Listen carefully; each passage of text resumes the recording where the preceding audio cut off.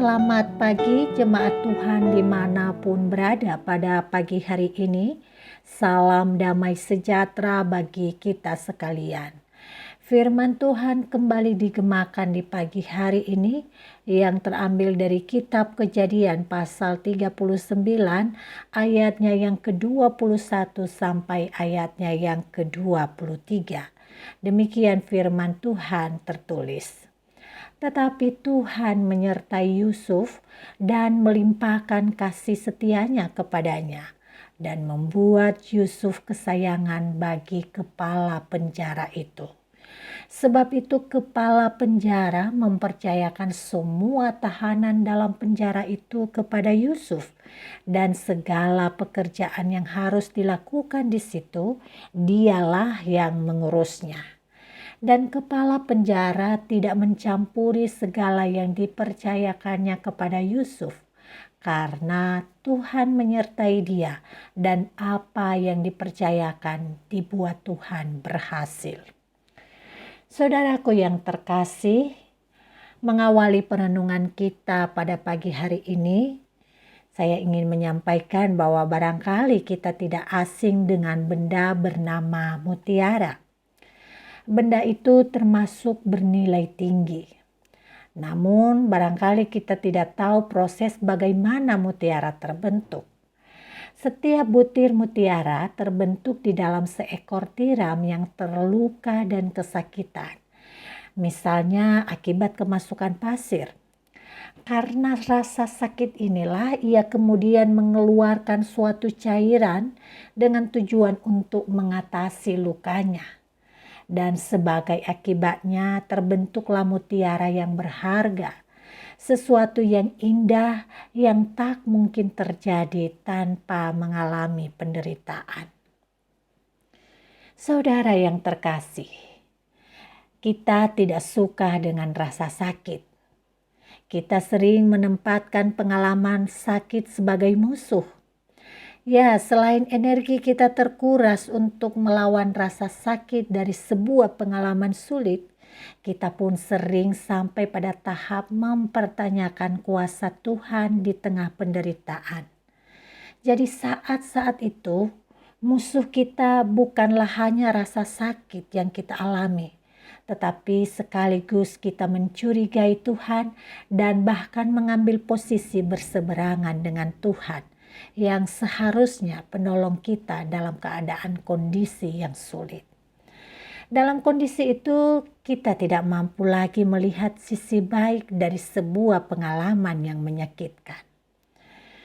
Saudaraku yang terkasih, dalam bacaan Alkitab hari ini kita mendapati Yusuf dalam posisi yang mulai melihat dan merasakan pengaruh di mana Tuhan telah mempercayakannya dan dipersiapkan untuk menolong sebuah bangsa dan keluarganya dari bencana kelaparan. Ia dipercaya oleh kepala penjara di mana ia dipenjara, dan semua yang dikerjakannya berhasil. Itu semua karena Tuhan menyertai dan bersama dengan Yusuf. Saudara, bagaimana ia dapat menjadi orang yang berpengaruh seperti itu? Yusuf telah memulainya dengan kesengsaraan. Ia terjual sebagai budak oleh pengkhianatan saudara-saudaranya. Dan dia harus menghadapi sebuah fitnah hingga ia masuk di dalam penjara. Tetapi pada akhirnya ia menghasilkan mutiara kehidupan yang berharga. Kenapa? Karena Yusuf bersandar pada kekuatan Allah dalam kehinaannya. Ia pun menjadi lebih baik dan bukannya pahit yang ia alami. Ia memilih untuk terus bersama Tuhan di tengah situasi sulit. Itulah rahasia seorang Yusuf. Saudara, kesengsaraan hidup bisa saja menimpa siapapun tanpa tebang pilih. Namun menghadapi kenyataan itu ada baiknya kita menghidupi firman Tuhan sebagaimana telah dicontohkan oleh Yusuf. berdamai dengan keadaan sulit, hingga memilih sikap untuk berjalan dalam penyertaan Allah. Hal ini pun pernah dikatakan oleh penulis bernama Paul Ebilheimer yang juga menulis tentang kisah Yusuf. Ia berkata, jika manusia hanya mengasihani dirinya sendiri pada saat mengalami kesengsaraan, ia lebih banyak mengedepankan keluhan dan memarahi Tuhan. Saat-saat bahagia yang akan mengikutinya pun akan hilang. Oleh karena itu, bila kita semua mengalami penderitaan, ingatlah bahwa tanpa kesengsaraan takkan ada mutiara kehidupan. Jika kita bersama Tuhan, kita dapat melewati dengan mengandalkan kasih karunia-Nya di masa-masa sulit yang kita alami. Tuhan Yesus memberkati kita semua. Mari kita berdoa. Kami mengucap syukur Tuhan untuk pagi hari yang indah yang Tuhan izinkan bagi kami untuk kami nikmati.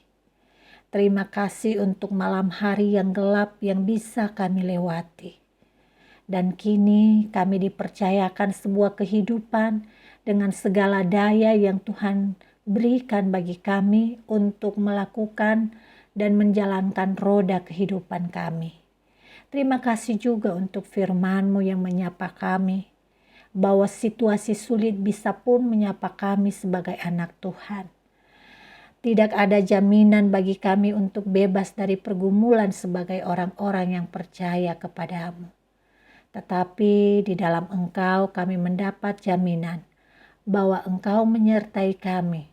Dan penyertaan Tuhanlah yang memampukan kami untuk melewati setiap tahap sulit dalam hidup kami. Ya Bapa, jangan biarkan kami terpisah darimu ketika situasi yang kami hadapi sangat menyakitkan dan menyulitkan buat kami. Kami memohon anugerah dan kasih serta kemurahan-Mu kiranya terus menyertai kami, sehingga apapun yang kami lakukan akan mendatangkan yang baik buat diri kami, sesama kami, keluarga kami, dan siapapun yang ada di sekitar kami. Ini doa kami Bapa, di dalam nama Yesus Kristus kami mengucap syukur dan memohon. Amin.